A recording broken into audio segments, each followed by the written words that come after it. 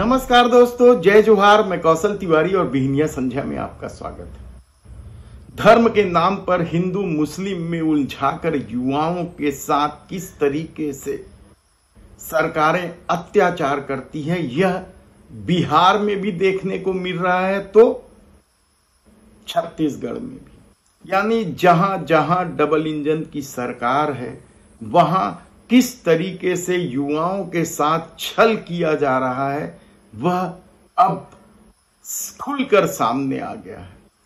बिहार में तो 13 दिन से अधिक हो गए छात्रों का विरोध प्रदर्शन। सबसे ज्यादा बेरोजगारी और सबसे ज्यादा युवा वाले इस राज्य में किस तरीके से छात्रों के आंदोलन को दबाने के लिए लाठीचार्ज की गई, बर्बरता दिखाई गई, उससे युवाओं में जबरदस्त आक्रोश है। तो छत्तीसगढ़ में भी बीएड शिक्षकों के सामने जीवन मरण का प्रश्न खड़ा हो गया। बिहार के छात्र जहां लाठी और पुलिसिया बर्बरता के बाद भी आंदोलन पर अड़े हुए हैं, तो छत्तीसगढ़ में बीएड शिक्षकों ने जल समाधि लेने तक के आंदोलन में पहुंच गए।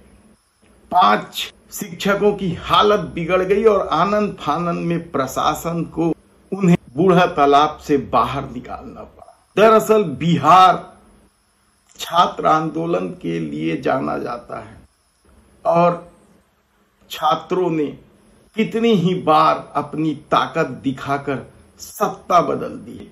छत्तीसगढ़ में बीएड शिक्षक किस तरीके से जल समाधि में पहुंचे, सरकार के इस रवैये को लेकर वे किस तरीके से आगे का आंदोलन करेंगे या आंदोलन की रणनीति बनाएंगे, यह हम बताएं उससे पहले हम बता देते हैं कि कल पिछड़ा वर्ग के आह्वान पर बस्तर बंद का जबरदस्त असर रहा।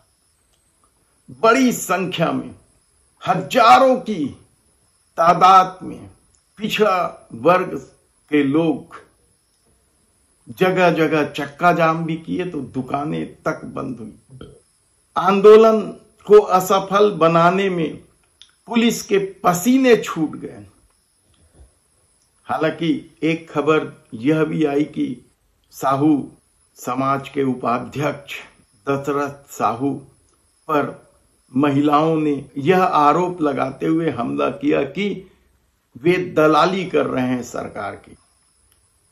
लेकिन पिछड़ा वर्ग ने जिस तरीके से अपनी ताकत दिखाई, आने वाले दिनों में शहर सरकार में इसका असर कितना पड़ेगा कहना मुश्किल है। लेकिन अब जो खबरें आ रही हैं वह सरकार के होश उड़ा देने वाली खबर इसलिए है क्योंकि अब बस्तर के पिछड़ा वर्ग के लोग समूचे छत्तीसगढ़ में समाज को एक बार फिर खड़ा कर देना चाहते हैं, अपनी ताकत दिखा देना चाहते हैं कि देखना है कि आने वाले दिनों में आरक्षण में उपेक्षा को लेकर नगरीय निकाय के चुनाव में जो आरक्षण प्रक्रिया है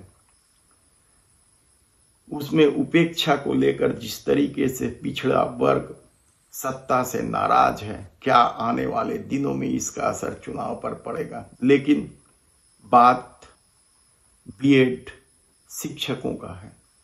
लेकिन छत्तीसगढ़ में डीएड और बीएड विवाद को लेकर सरकार असमंजस में है, वह निर्णय नहीं ले पा रहा। एक तरफ डीएड अभ्यर्थी न्यायालय से केस जीत चुके हैं और अपनी नियुक्ति का इंतजार कर रहे हैं, कब मिलेगी उन्हें नियुक्ति। अवमानना तक का केस हाई कोर्ट में चला, उसके बाद भी अभी तक यदि नियुक्ति की प्रक्रिया ही शुरू नहीं हुई है तो क्या इसका असर अब शहर सरकार के चुनाव पर पड़ेगा। लेकिन दूसरी तरफ बीएड शिक्षकों की हालत बेहद ही दयनीय हो चली है। सरगुजा से लेकर रायपुर तक की पद यात्रा के बाद वे लगातार धरना प्रदर्शन कर रहे हैं, सिर मुड़वा रहे हैं, जल समाधि तक लेने की बात कर रहे हैं और सत्ता अभी भी निर्णय नहीं ले पा रही है, तो इसका क्या मतलब है? दरअसल बीएड अभ्यर्थियों की दिक्कत यह है कि यदि कांग्रेस की भूपेश सरकार ने भर्ती निकाली तो उनकी नियुक्ति साय सरकार में हुई है, और अब जब उनकी नौकरी जाने का खतरा खड़ा हो गया है या नौकरी जाने की स्थिति आ पड़ी है, तो सरकार यदि निर्णय नहीं ले पा रही है तो फिर इस सरकार के रवैये को क्या कहा जाए। और कल जब जल समाधि वाले आंदोलन में शिक्षक पहुंचे तो इसकी वजह इसी डबल इंजन की साय सरकार का रवैया है। क्या होगा, किस तरीके से बीएड शिक्षक इस संकट से निकल पाएंगे? उनके सामने तो जीवन मरण का प्रश्न है, लेकिन सरकार इस गंभीरता को समझ नहीं रही है।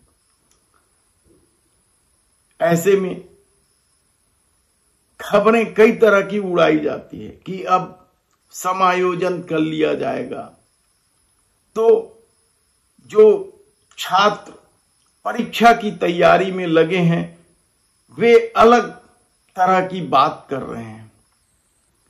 बीएड अभ्यर्थियों की अपनी एक पीड़ा है, वे साल भर से कोर्ट का चक्कर लगाते रहे और लड़ाई जीती हैं। अब कहा जा रहा है कि साय सरकार अब उन्हें नियुक्ति देगी। कब से, यह भी तो बड़ा सवाल है। सवाल छत्तीसगढ़ को लेकर कई तरह के हैं, जिसमें राइस मिलरों का भी मामला है। 2 भाग में तोड़कर राइस मिलरों के आंदोलन को समाप्त तो कर लिया गया है। कैबिनेट में निर्णय भी ले लिया गया है कि राइस मिलरों को बकाया राशि की दूसरी किस्त जल्द दे दी जाएगी, लेकिन कब दी जाएगी? 2 भागों में विभक्त मिलर्स में से एक गुट खाद्य मंत्री दयालदास बघेल के पास भी ज्ञापन देने पहुंचे थे और उसके बाद ही कैबिनेट में यह निर्णय हुआ है। लेकिन युवाओं के सामने जो संकट है, खासकर डीएड अभ्यर्थियों और बीएड शिक्षकों के, उसका समाधान यदि जल्द नहीं निकला तो कोई आश्चर्य नहीं कि आने वाले दिनों में इसका दुष्परिणाम न केवल अभ्यर्थियों, शिक्षकों, बल्कि सरकार को भी भुगतना पड़े तो अचरज की बात नहीं होगी।